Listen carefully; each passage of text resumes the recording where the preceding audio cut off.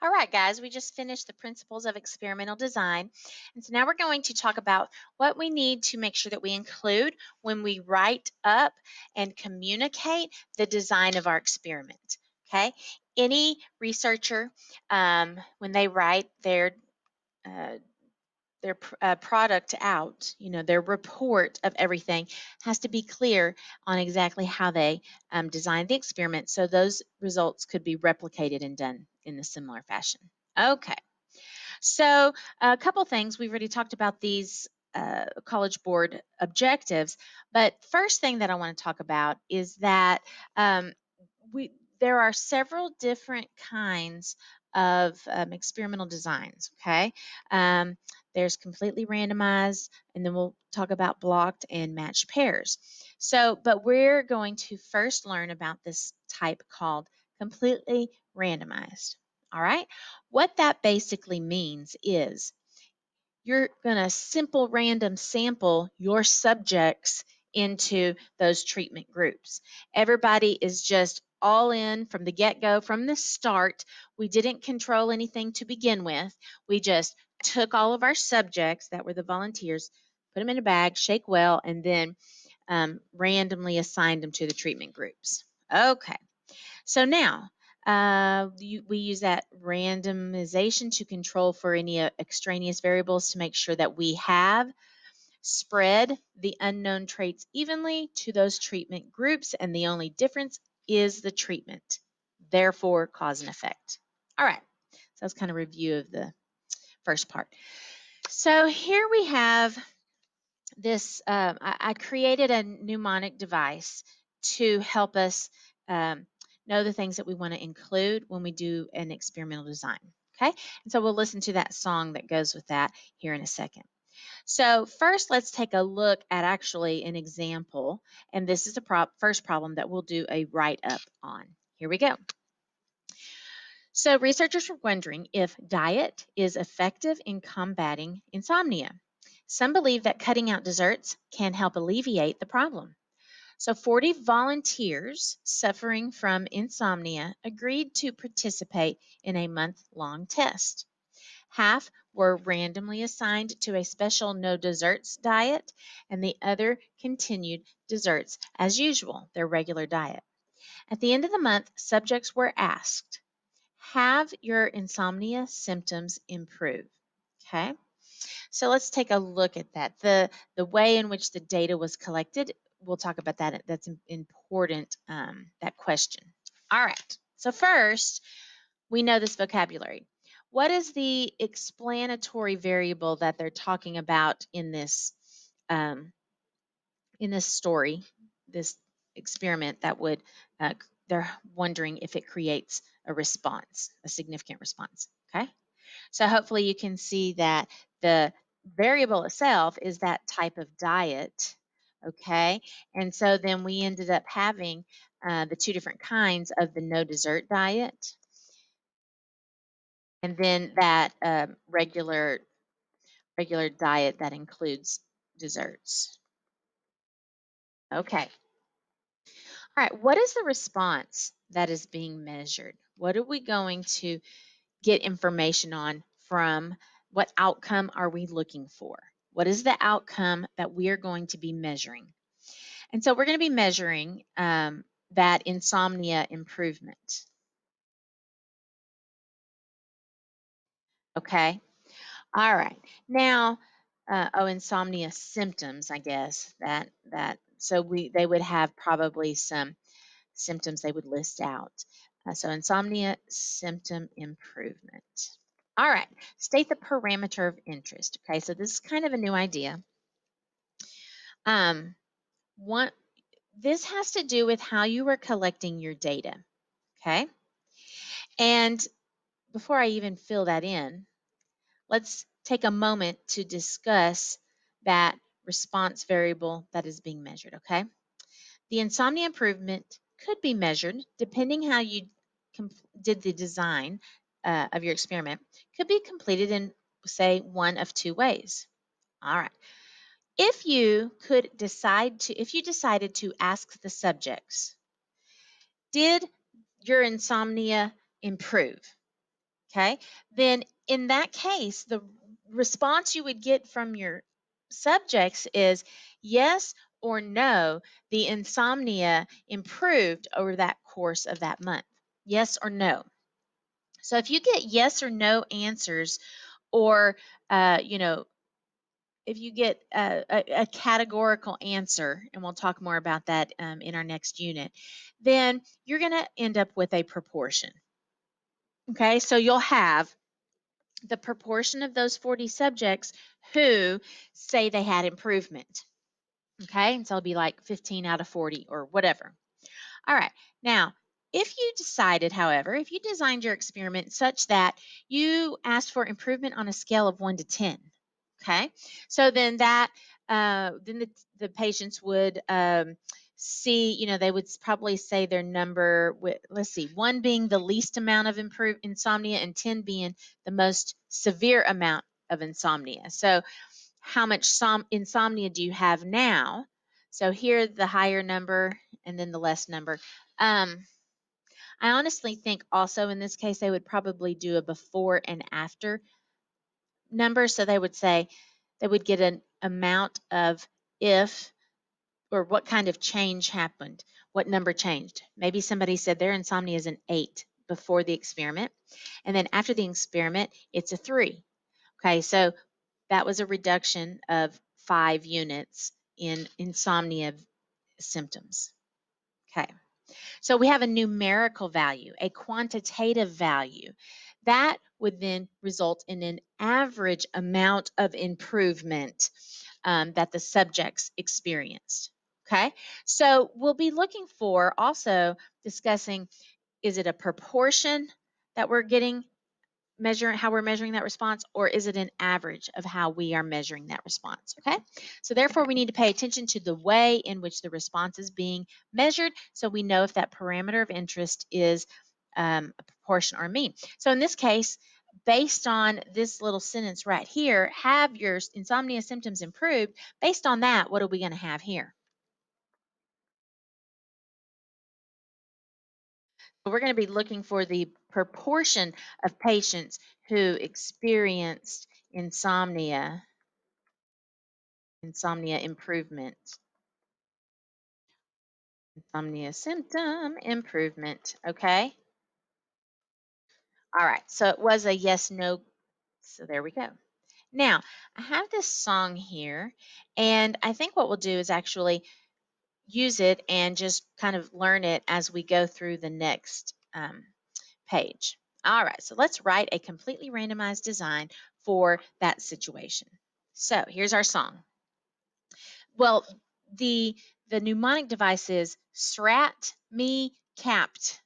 SRAT me capped. So that asterisk actually is like the process of shaking that bag and make sure you have randomization. Okay. All right. So the S is going to tell you, start us off. And so who your subjects are. Start with the subjects that you have. Then you're going to randomly assign them with a big bag or to a big bag, or with the big bag. And so we're going to randomly assign them by putting them into the big bag, shaking them up. Okay. And so that's notating the randomness. Assigning, and then randomly assigning half here and half there. Let's just go ahead and get started. I'll play a little bit of the song first. Here we go.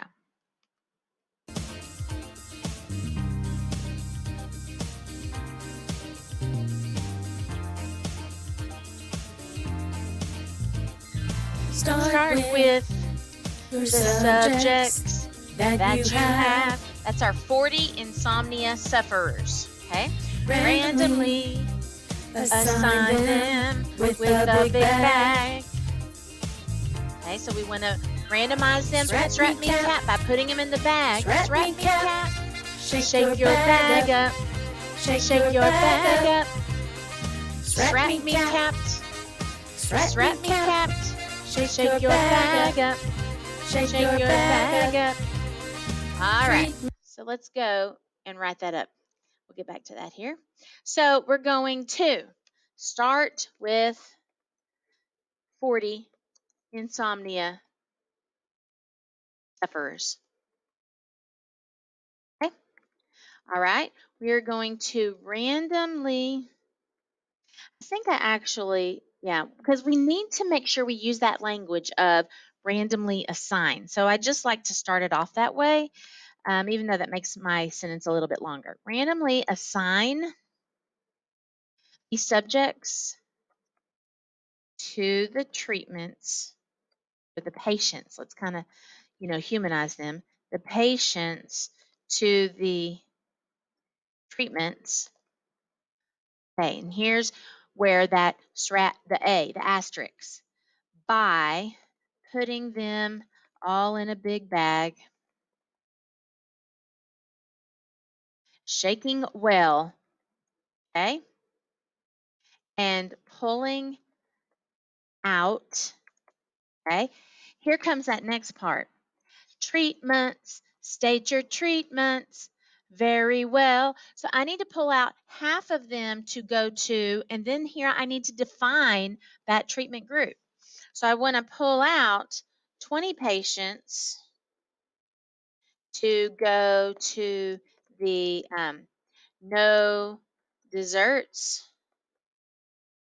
group and 20 patients to have a um, a controlled diet, a regular diet. Okay, so they can have desserts or whatever. All right, so that was treatments. State your treatments very well. So that right there, that little paragraph covered the randomly assigning, put them in a bag, shaking up, so that we can pull them out and send them to the treatments. And you are specifically stating what those treatments are. Treatments, state your treatments very well. Okay, so now here is this next part, ME. That stands for, we're going to talk about what information do you get from each subject. We're not to the proportion and or the average yet. We are talking about just like what data are you collecting from the individual patients. Okay, so we will measure each subject's response to them, meaning the treatments. Okay, so I will measure each subject's, and here's where you must be in specific, insomnia symptom improvement. Okay, by asking them whatever it was that we asked. Have your insomnia symptoms improved? Okay. All right. So we are stating specific data we're getting from each patient. Now comes in, all right, so once you have gotten all of that data from the regular diet people and all of that data from the no dessert people, what does that result? What collectively did this treatment give you or this group give you, and what collectively did this group give you? And that gave us proportions, okay? So then what I'm going to do is,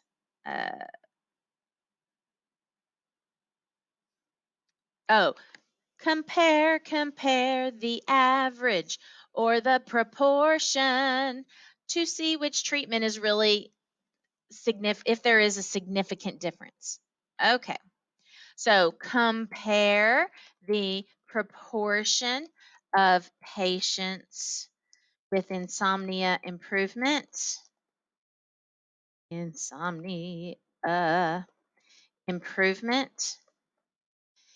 the no desserts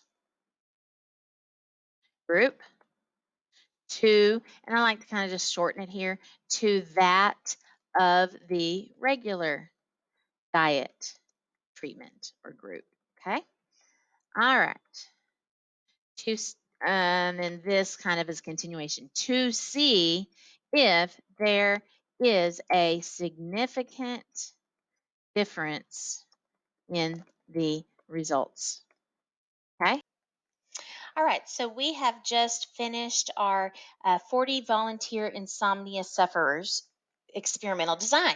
Okay, so I want to kind of walk you through that with the actual song so that you get used to hearing that, so that it can help you to know the things that you need to include with your experimental design.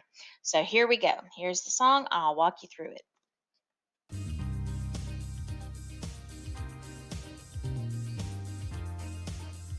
Oh, I was going to remind you or let you know that when I first did this song, I didn't have the T at the end. So we're going to do strapped me capped because that T is the reason.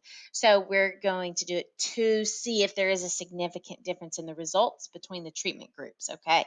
So I'll add that whenever I talk you through this. Start with your subjects that you have. So our 40 volunteer insomnia sufferers. Randomly assign them with a big bag. We're going to put them in a bag. Make sure you say shake well. Strat me cap, strat me cap. Shake your bag up, shake your bag up. Strat me cap, strat me cap. Shake your bag up, shake your bag up. Treatments, state your treatments very well. So we shook them in the bag and we're randomly assigning them to measure each subject's response to them. I want to talk to you about that real quick because I don't want that to go by. We randomly assigned them and we need to say who those specific treatments are to the no dessert treatment group and to the regular diet treatment group. Okay, so make sure you state what those treatments are. State them specifically very well. Okay. All right, and then here we go. Measure each subject's response to them. Measure each individual subject's response. Strat me cap, shake your bag up, shake your bag up. Strat me cap, strat me cap. Shake your bag up, shake your bag up. Okay, here's what we do once we have our results. Compare their average or their proportion. Remember, the average or proportion depends on the type of data. Compare their average or their proportion. The type of data is what defines the average or proportion. Strat me cap, shake your bag up, shake your bag up. Strat me cap, strat me cap. Shake your bag up, shake your bag up.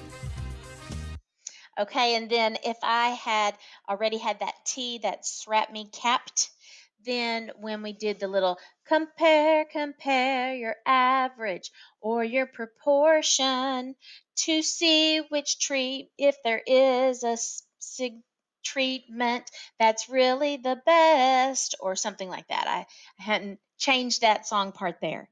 But to see if there's a significant difference between those results of the treatments. All right. So hopefully when you're doing your design, you can hear that mnemonic device and you can hear that song to help you to make sure that you get all of those items in when you are completing your experimental design.